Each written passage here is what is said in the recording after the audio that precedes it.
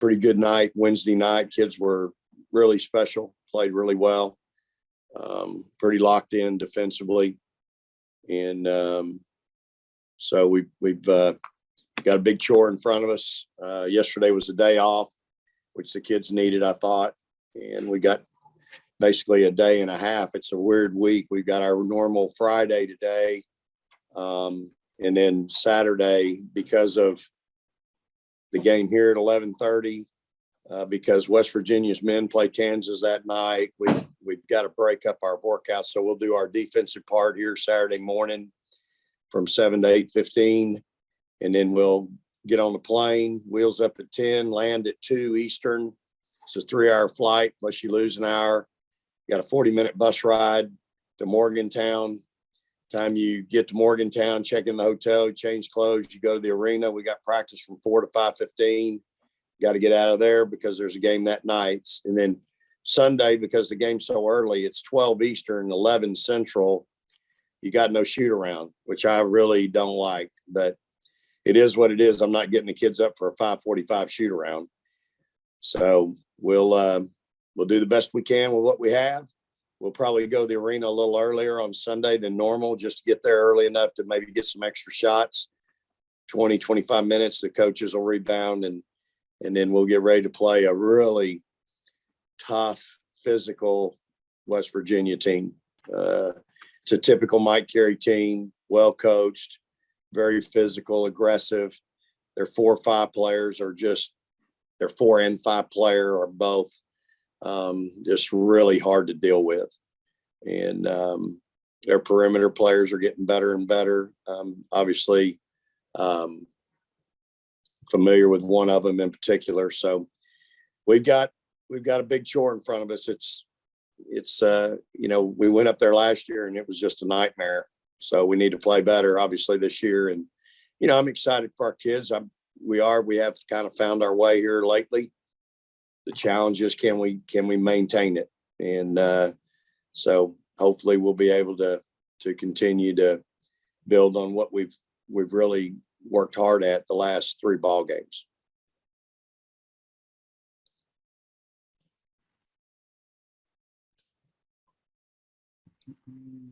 All right, you want to get us started, Danny?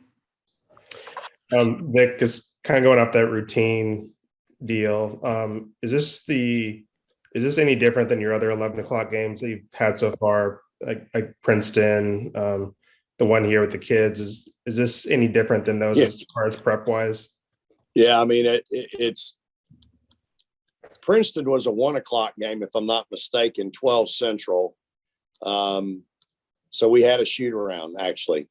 The kids game here is against some 3-name directional school, and you just got to make sure everybody wakes up and gets to the arena okay.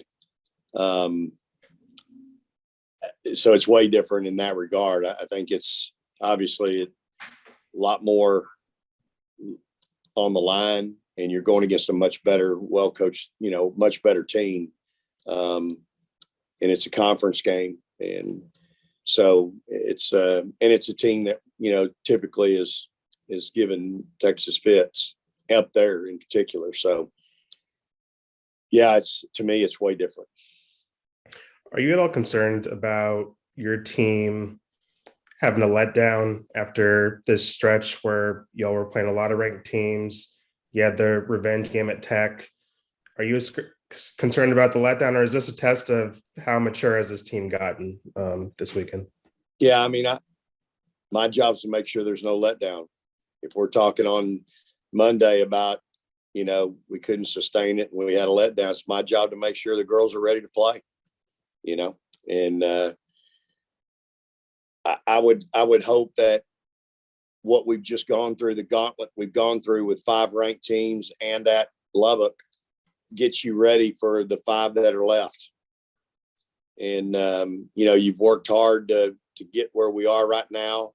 And so what I will impart on today is we worked really hard to get where we are right now. And we've got to finish some business.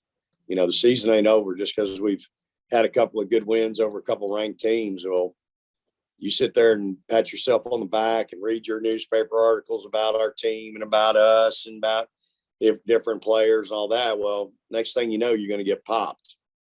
And so you got to stay humble and hungry is what I'm telling you. For the record, Vic, I don't think any of your players are reading newspaper articles. I think that's for me and you. Oh, hey, I don't know. You never know. They don't typically miss too many things because they always end up on Twitter, right? Everything ends up on Twitter. So give yourself a little credit. Somebody's reading it. I know I am. All right, go ahead, Jeff. Coach, you may have just answered this with the humble and hungry part there, but I'm wondering what you hope your team learned after that gauntlet that you just mentioned, the 5 or 6 ranked opponents and Texas Tech. Yeah, I mean, I think we've played better. I think we've learned that if we'll take care of the ball, we're always going to have a chance to win. Things always are better when we don't turn it over. And so, you know, really, that's a really big key for us, to me, the rest of the season is just understanding the importance of taking care of the ball. We're making some shots right now, but we're getting our shots, not the other team's shots. And so I think our kids offensively have really gotten better. They understand, you know, whether somebody's going to stand around in a 2-3 zone or whatever, they understand how to attack it. And so, you know, I'm hopeful that we can continue to grow on that. And again, I've got some kids that are playing really well right now that maybe a month ago weren't. And then I've got some kids that a month ago were playing pretty good. And here lately, they're kind of in a little bit of a funk. So I got to get those kids back playing well. That's my challenge. And, you know, we need everybody on, you know, all hands on deck.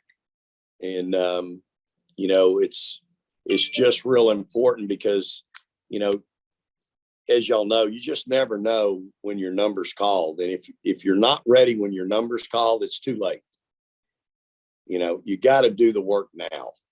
You got to get ready. You got to prepare yourself.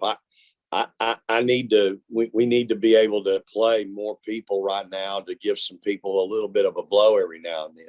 So, you know, we've got to continue to work and get better. You know, the thing about it, y'all, college athletics is all about competing. If you're just waiting around for somebody to graduate, you think you're just going to get the job because somebody's graduating. That's not the answer. The answer is to compete and earn it. We're always going to recruit well. You know, we're always going to develop our kids. So I just want our kids to really embrace, hey, I got to get better today. Can we be better today than we were yesterday? Can we be better than we are today? And I you know, if you followed my career and my teams, our teams typically continue to grow and get better as the season gets on. And we just want, you know, I want our players to continue to work. And, you know, part of that's the buy-in, right? You know, it's easy to buy in when things are going right. It's when you run in, you stub your toe, you run into a little bit of rough waters.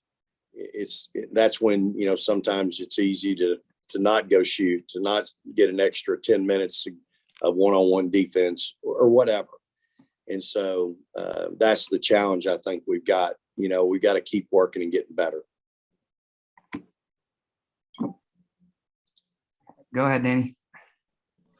Vic, going off that concept of being ready for when your number's called and maybe getting some playing time to get some people some rest, what is the plan kind of going forward the rest of the season with players who are kind of on the end of your bench, like Kobe, Pham? You know, is it this year's going to be for development? I know Kobe's had some injuries, but this is a development year, get y'all ready for, you know, what this level of basketball is. Is there a plan that you have for those two? Maybe Kendall falls in that too, for some people who maybe aren't playing as much this season.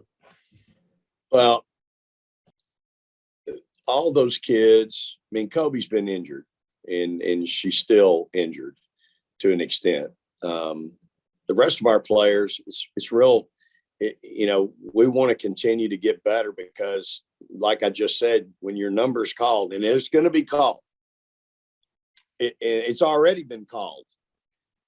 And so when your number's called, you got to be ready, and you got to put in the work. It's just that easy. Really. It's not rocket science, y'all. It's just put in the work. Just put your head down and go to work. If you'll do that, you're going to see some pretty good results. And all those kids are so talented, and I'm so encouraged about our future with both our young kids as well as our older kids. I mean, Shay Holle's a great example of a kid that's just put her head down and gone to work, and she's gotten better. She's shooting 50-something% from the floor. She's runs the floor better than anybody I got. She's pretty athletic, and she plays really hard. And she's a great example of what it looks like. Last year she's down there on the end of the bench, and now look where she has been the last 3 ball games. She's starting. She's productive. She's defending as well as rebounding, as well as offensively. She's doing a nice job. So I just think that's what a competitive person, that's what it looks like. And that's the results you get when you just, as my friend used to say, just stay in the picture. You got to stay in the picture. How do you stay in the picture? You stay on the floor. You come early and stay late. You ask for film work, all that stuff. That's how you stay in the picture. And, coming up here at 9:00 at night and shooting when ain't nobody else in there, that's okay. But be better if you called the coach and go, hey, coach, can you come early before practice? Can you stay after practice? Can we shoot? That's a little bit better. And so anyway, that's kind of what it looks like in my mind. Yeah, she's probably a better person to ask this than you, but from your opinion, why do you think Shay stayed after a year where she didn't get much playing time? Especially with what athletics is these days, it wouldn't have been surprising if she had chosen to go somewhere else. But why do you think she stayed and decided to stick it out and earn this playing time that she's receiving? Well, number one, we wanted her to stay. Number two, we had a plan when it was all said and done. Don't forget, Danny, she comes from an incredible competitive family. Dad was a tremendous player here. So the kid's a competitor. And I think that's what's come to the front right now, is that she's just stayed in the picture and kept working. And so I think it's a great example of, she just wants to win. It ain't about how many minutes can I get. It's what can I do to help us win. She's very unselfish. She's a humble kid. Obviously, she's tremendous in the classroom, but she's a program kid too. She's somebody that's always going to do the right thing. And, she just brings her lunch pail and her hard hat every day to practice. Going back to West Virginia, I think you've compared them favorably to your team in the past, but what concerns you about this team and what I know their record isn't great, but I'm sure, you're not overly looking at their record.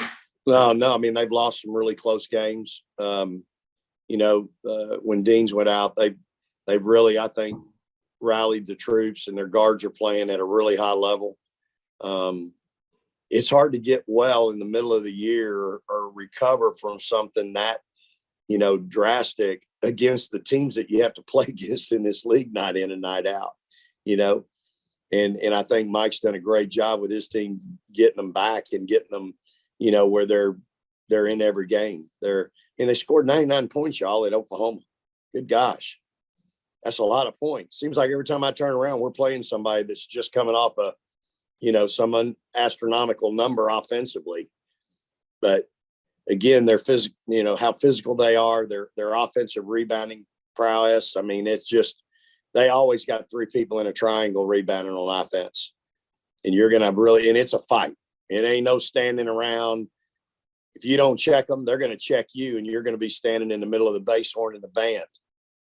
So you better you better understand shot goes up, butt in the gut, and then fight. It's going to be, you're going to have to fight and compete for rebounds, and you got to be competitive defensively. And I just think, Martinez is just a monster 4-player. Niblack is a monster 5-player. Both those kids not only have the back to the basket game, they got the face up game. And so they're just two really unique, dynamic players that you get two of them like that on a team. It's just hard to deal with them. Can't come off of one to help on the other. So typical, again, Mike's a heck of a coach. I have tremendous respect for him and his staff and their kids. And it's you add that to a 3-hour flight and some of the issues that we're going to have, it's going to be a big challenge for us.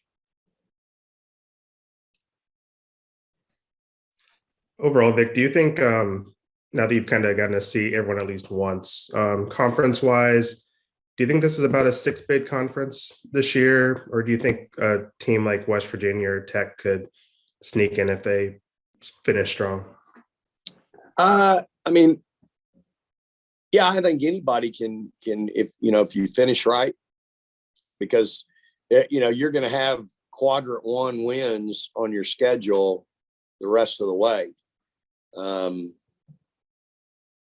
Somebody said Oklahoma fell to a quad 2 for us because they got beat by, they lost a game the other night. I don't think that's true. I think they're still a quad 1 winner in the top 20 in the country. But nonetheless, I think you're provided the opportunity to continue to play great teams, ranked teams. And if you get hot, absolutely. And again, y'all know I say this all the time. We've got 5 left, and they're all rivalry games. I mean, we play 18 rivalry games a year in a conference, and I got 5 rivalries left, and 3 of them are on the road. And that's a challenge in and of itself. So, we've got to be playing good in here down the stretch, no question.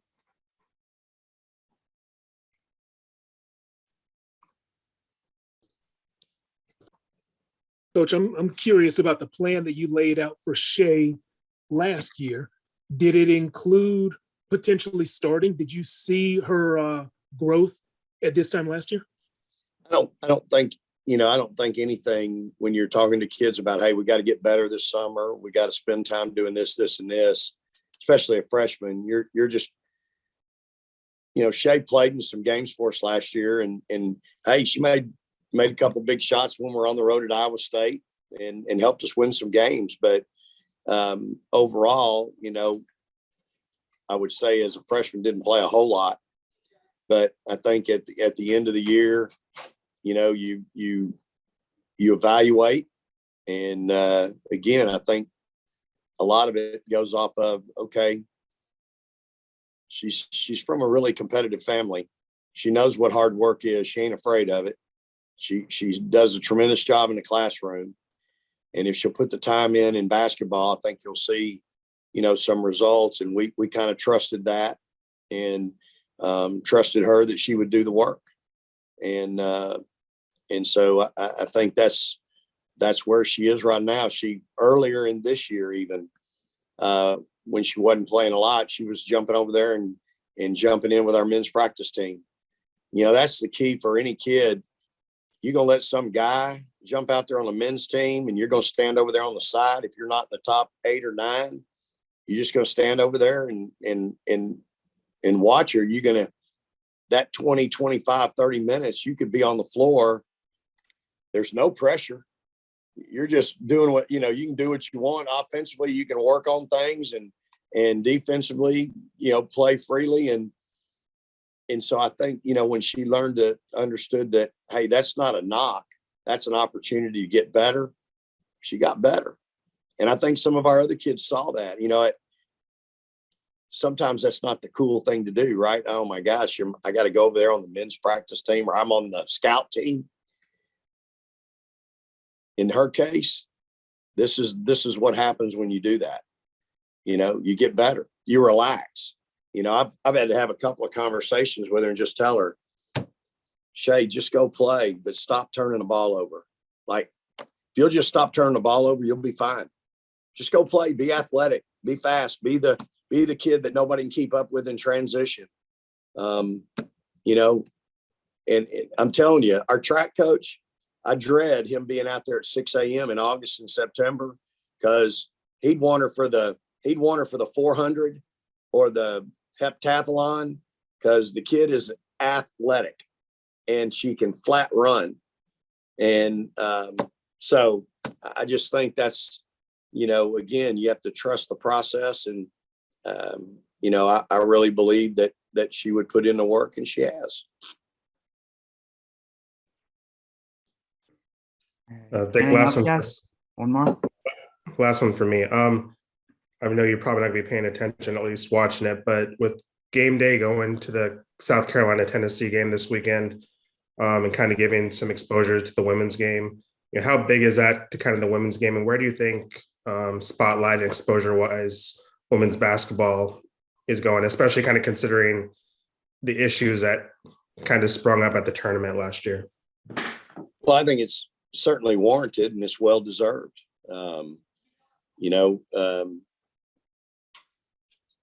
the women's game is really, you know, watched by so many people, and it's what we're trying to do here at Texas, growing our program, our brand. You know, you come once, you'll be back every time the next, you know, for the rest of the year. So I think it's well deserved. You know, obviously South Carolina and Tennessee are historically two tremendous programs. And, you know, there's other teams out there that, you know, that warrant it as well. You know, I was at a place where we were pretty good. Louisville, NC State, those teams have all been pretty good consistently now for a while. You know, Baylor's been one of those teams that's in the past has been in that top 3-4 every year. So I think there's established programs that warrant it. Their fan bases warrant it. And that's, I think that's where our game has grown to. So we got to do a better job here at Texas. You know, I've got to do a better job of getting people to our games, because this team, these kids, the future is going to warrant it. And, you know, we've got to do a better job. No doubt about it. All right. Thanks, guys. Appreciate y'all. Thanks for being on, guys. Praise the Lord and hook 'em.